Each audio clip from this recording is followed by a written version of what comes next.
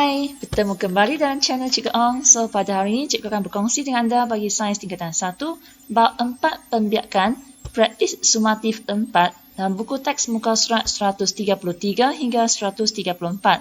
So, yang ini ialah untuk murid yang memerlukan atau untuk ulang kaji. So, video ini dalam bahasa Melayu dan bahasa Cina. Okey, jom kita lihat soalan pertama. Imej fetus boleh dilihat melalui imej ultrabunyi. Ultrabunyi dianggap selamat untuk ibu dan fetus. Rajah menunjukkan imej fetus yang terbentuk selepas tempoh 12 minggu kehamilan. Soalan A. Berdasarkan rajah 1, fetus berada di dalam cecair. Apakah nama cecair itu? So, jawapannya ialah bendalia amnion. Soalan B. Apakah fungsi cecair yang anda namakan di 1A?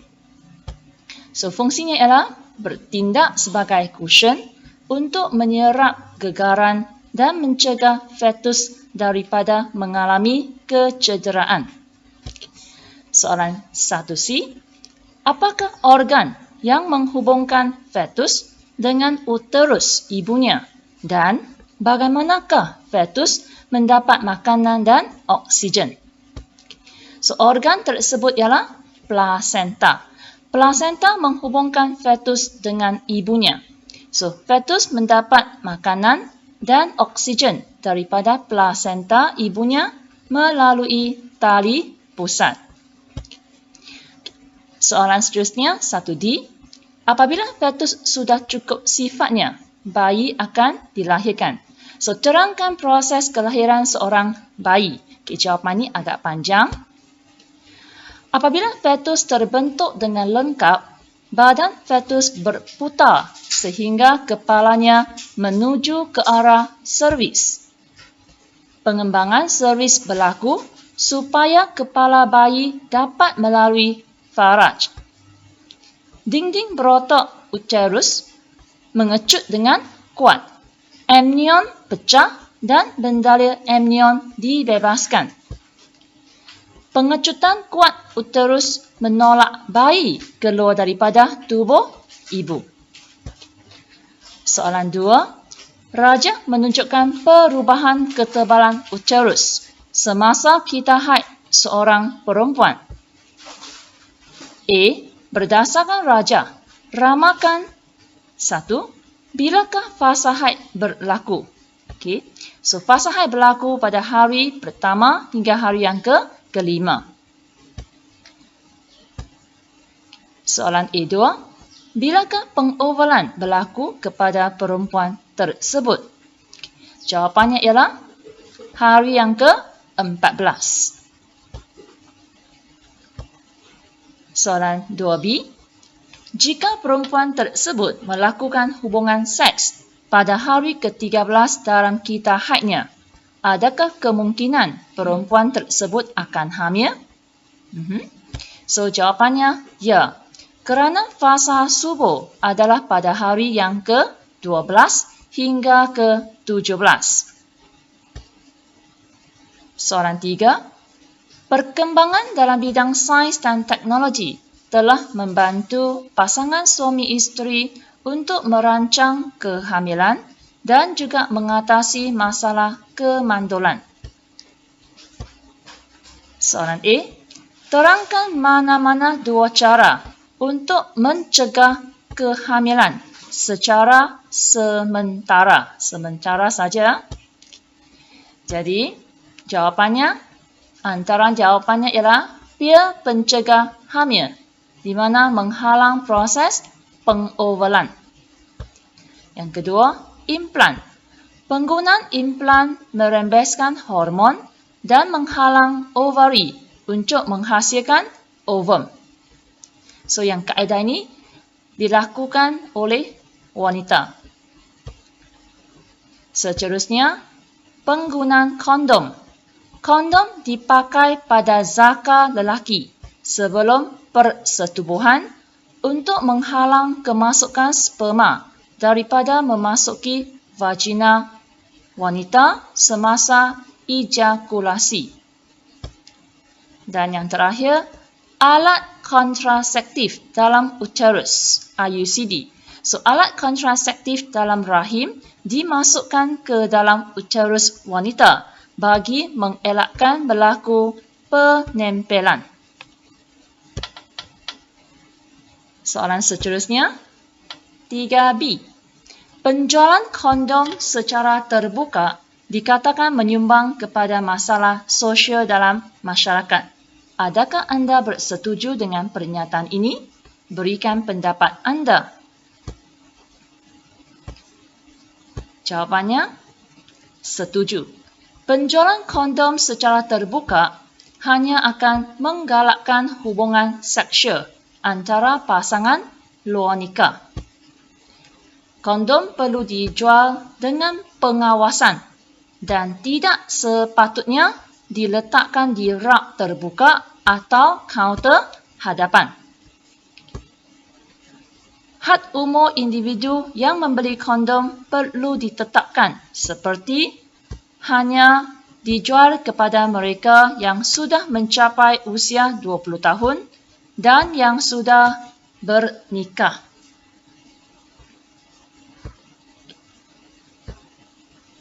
Soalan seterusnya, soalan 4.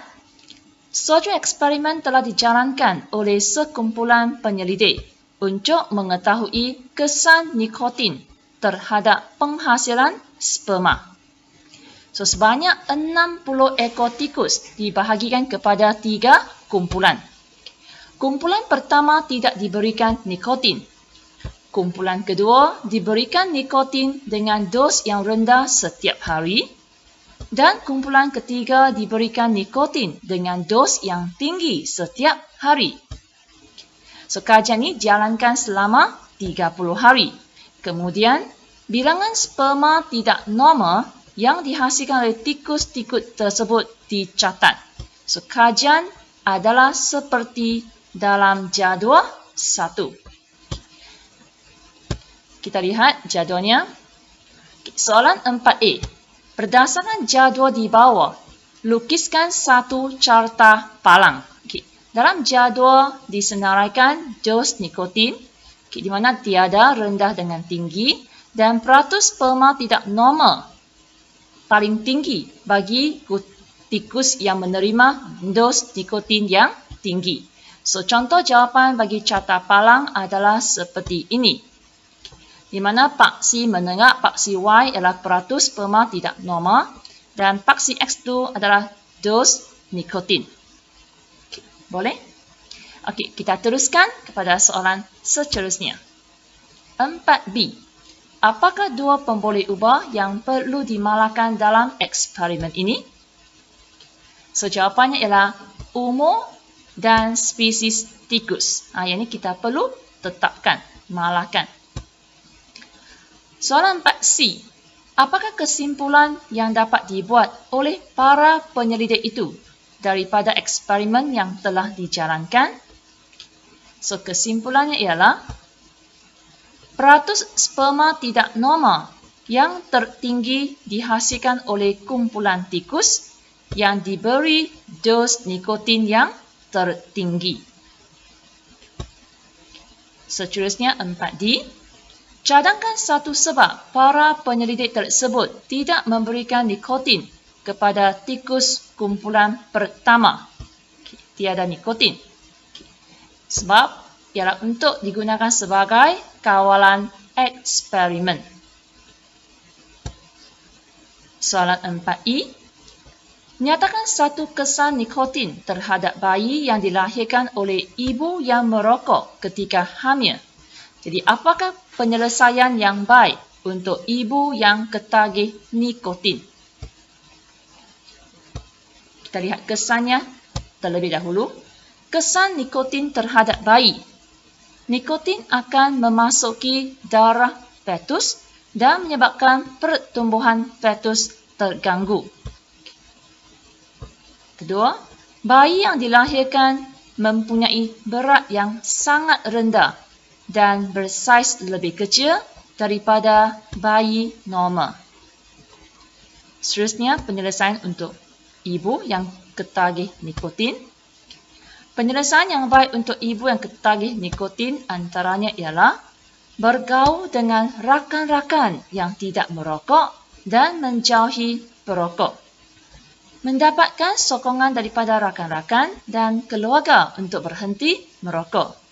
Dan ibu juga boleh meminum air kosong dan jus. Next, soalan 5. Raja menunjukkan struktur umum bunga. Soalan A. Nyatakan struktur yang membentuk organ pembiakan betina. Okey. So, organ pembiakan betina adalah pistil. Pistil merangkumi oval, stigma, stil dan juga ovary. Yang kedua, organ pembiakan jantan iaitu stamen. Stamen di mana merangkumi anther dan filamen. Soalan 5B. Jika kita ke taman bunga, banyak serangga kelihatan berterbangan di sekeliling bunga. Soalan 5B1. Apakah ciri-ciri yang dimiliki oleh bunga-bunga tersebut yang menarik minat serangga untuk hinggap padanya? So, antaranya ialah ranggi bunga bersaiz besar, mempunyai warna yang menarik dan bau yang wangi. Soalan seterusnya. Bagaimanakah serangga-serangga tersebut dapat membantu dalam proses pembiakan tumbuhan? So, antara jawapannya,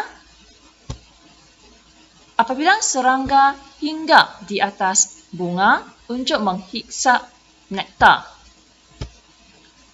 butir bunga akan melekat pada kaki dan badan serangga yang berbulu dan dibawa butir bunga ke stigma bunga yang sama atau bunga yang lain untuk proses pendebungaan. Okey, seterusnya soalan 6. Kemandulan seringkali menjadi masalah kepada pasangan yang baru berkahwin pada masa ini disebabkan oleh pelbagai faktor. Adakah benar anggapan sesetengah pihak bahawa kemandulan hanya berpunca daripada wanita sahaja? Berikan pendapat anda. Okay, jawapannya tidak benar. Lelaki juga boleh mengalami masalah kemandulan seperti testis tidak dapat menghasilkan sperma atau penghasilan sperma yang sedikit dan tidak berkualiti. Selain itu, jika seseorang lelaki itu mempunyai masalah kesihatan seperti kencing manis, juga boleh menyebabkan pasangan itu tidak dapat menghasilkan zuriat. Seterusnya soalan 7. Sepasang suami isteri sudah berkahwin selama 12 tahun, namun masih belum dikurniakan anak. A. Dari segi perubatan, apakah andaian anda tentang sebab pasangan suami isteri tersebut belum dikurniakan anak? So, antara jawapannya, mungkin kedua-duanya mandul atau salah seorang daripada mereka mandul. Soalan 7B. Berdasarkan jawapan anda di 7A, cadangkan satu kaedah yang boleh dilakukan oleh pasangan tersebut untuk mengatasi masalah mereka dan terangkan kebaikan kaedah tersebut. Kaedah pertama, menjalani rawatan hormon untuk membantu suami atau isteri menghasilkan gamet yang sihat. Kaedah kedua, menjalani pembedahan untuk menyelesaikan masalah tiub falopio atau saluran ductus sperma yang tersumbat. Kaedah ketiga, menggunakan kaedah in vitro IVF, iaitu mengeluarkan ovum dari ovari isteri untuk disenyawakan oleh sperma di dalam bekas kaca dan embrio yang terbentuk akan dimasukkan kembali ke dalam uterus isterinya. So, pasangan tersebut mempunyai peluang yang lebih tinggi untuk mendapat zuriat. Okay. So, sekian saja perkongsian cikgu pada hari ini. Semoga bermanfaat. So, terima kasih. Jumpa lagi. Bye-bye.